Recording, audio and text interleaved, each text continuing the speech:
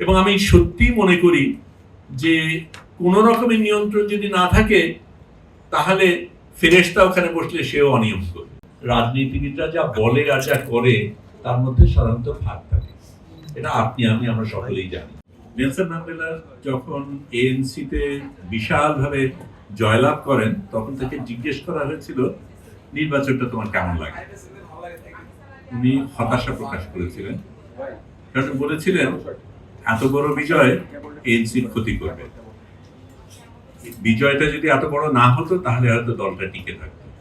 এবং সত্যিকার অর্থেই এএনসির অধপতন কিন্তু সেই বিজয়ের থেকে, সেখান থেকে যে চুরি চামারি হয়, অন্যায় হয়, অনেক কিছু হয়, নেলসন ম্যান্ডেলা নিজেও সেটাকে ঠেকাতে পারে। নরওয়েতে যখন তারা তেল খুঁজে পায় তখন তারা একটা অসাধারণ সিদ্ধান্ত নেয় যে নরওয়েজিয়ান সরকার, সংসদকে এই টাকা খরচ করার দায়িত্ব দেওয়া যাবে না। শুধু সেই সরকার না, পরবর্তী সরকারকেও সেই দায়িত্ব দেওয়া যাবে না। এটা সংরক্ষিত থাকবে ভবিষ্যৎ প্রজন্মের জন্য।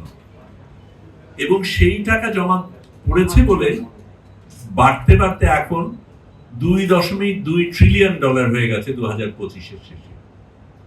এখন যদি নরওয়ে তেল নাও পায়, তেল থেকে যেই টাকা পায় তার চাইতে সেই টাকাটা যেভাবে তারা ইনভেস্ট করেছে সেটার কারণে নরওয়ের আয় তার চাইতে বেশি হবে। কারণ যাদের এর উপর ক্ষমতা আছে, ওই যে একটু আগে বলা হয়েছিল বিড়ালকে দায়িত্ব দেওয়া বা শিয়ালকে দায়িত্ব দেওয়ার মতন, শিয়ালকে মুরগি দেখার দায়িত্ব দেওয়া হয়নি। এই জিনিসগুলির কারণে একটা পরিবর্তন হয়। গুম নিয়ে কথা বলা হচ্ছে। আমার ফুফাতো বোন, টুনিবু বলে ডাকি, ওনার বর শামসুজ্জামান চট্টগ্রামের পোর্ট ট্রাস্টের চিফ ইঞ্জিনিয়ার ছিলেন। 25শে মার্চে তাকে পাকিস্তান আর্মি অপহরণ করে। অনেক বছর হয়ে গেছে, এখনো কেউ যদি পাকিস্তানে যায়, টুনিবু তার কাছে গিয়ে বলেন একটু খোঁজ করো তো, যদি কোথাও থাকে, যদি কোনোভাবে পাওয়া যায়। তার জন্য তার স্বামী মারা গেছে গ্রহণ করা এতই কঠিন যে এত বছর পরেও কিন্তু সে ওই আকুতিতে পড়ছে। এবং গুম জিনিসটা ততটাই ভয়াবহ। আমাকে যখন ধরা হয়, তারপরে আপনাদের কারণে এবং সারা পৃথিবীতে যে সারা পড়েছিল সেটার কারণে আমাকে গুম করতে পারেনি। কিন্তু আদালতে জজ নিজেই বলেছিলেন আপনারা তো ভাগ্যবান, উনি গুম হননি।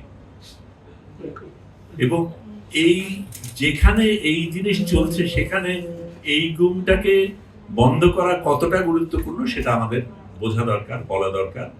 তবে যেই কথাগুলি একটু আগে বললেন আইনজীবীরা, যেই কথাগুলি বললেন সেটার ভিত্তিতে আমি নিজে কিন্তু গতকালকে মাননীয় আইনমন্ত্রীকে বলেছিলাম যে দাওয়াত দেওয়ার জন্য আজকে এটা হচ্ছে, যদি আসতে পারেন। উনি অপারগতা জানিয়েছেন, কারণ এখন সংসদের খুব কঠিন অবস্থা, 12 তারিখের আগে অনেকগুলি কাজ আছে, আসতে পারবেন না। কিন্তু উনি আমাকে লিখিত কিছু উত্তর দিলেন যে কেন তারা এটা ভাবছেন। আজকে সকালে ফোনও করলেন এবং আমি তখন এই প্রশ্নটাই করলাম যে আপনারা তাহলে এটাকে আপাতত মেনে নিয়ে তারপরে সংশোধন করেন না কেন? উনি আমাকে সুন্দরভাবে অনেকগুলি জিনিস বোঝালেন, এটা করলে এই হবে, এই জিনিস হলে তারপরে 6 মাস তারা সময় পায়, তারপরে আরো 1 মাস বাড়াতে পারে, তারপরে 1 মাস বাড়াতে পারে। এগুলি করতে করতে 1 বছর চলে যাবে, সত্যিকার অর্থে কোনো কিছু হবে না। আমরা আরো শক্তিশালী আইন আনতে চাই বলেই এটা করতে চাই। শুনে খুব ভালো লাগলো। আমি আইনজীবী না, কিন্তু যেই প্রশ্নটা করা হলো সেটার উত্তর কিন্তু আমি পাইনি যে এটাকে গ্রহণ করে তারপরে আরো সংশোধন করাতে দোষ কি ছিল। কিন্তু তার চাইতেও আরো বড় আমার কাছে মনে হয়, আমি তাকে বিশেষ করে বলছি না, উনি বলেছেন আমরা আরো ভালো আইন, আরো শক্তিশালী আইন। নিজেই বললেন যে যেখানে সালাউদ্দিন আহমেদ সাহেব নিজে এরকম ভাবে গুম হয়েছিলেন, তিনি কি করে ভাবেন, তিনি তো অবশ্যই এটাকে আরো ভালো করতে চাইবেন। শুনে খুবই ভালো লাগে। বাস্তবতা হচ্ছে রাজনীতিবিদরা যা বলে আর যা করে তার মধ্যে সাধারণত ফাঁক থাকে, এটা আপনি আমি আমরা সকলেই জানি। থাকে বলেই আমরা এই জিনিসটাকে ভিন্নভাবে দেখি, ভিন্ন দিকে নিতে চাই। আমরা আন্দোলন করে, অনেকের শ্রম দিয়ে, অনেকের রক্ত দিয়ে এই সংগ্রামের সরকারের পরিবর্তন পেয়েছি। কিন্তু যদি গদি একই থাকে এবং একজন আরেকজন ওই গদির জায়গায় আরেকজন বসে, তাতে খুব বেশি পার্থক্য হয় আমি মনে করি না। এবং আমি সত্যি মনে করি যে কোনো রকমের নিয়ন্ত্রণ যদি না থাকে, তাহলে ফেরেশতা ওখানে বসলে সেও অনিয়ম করবে।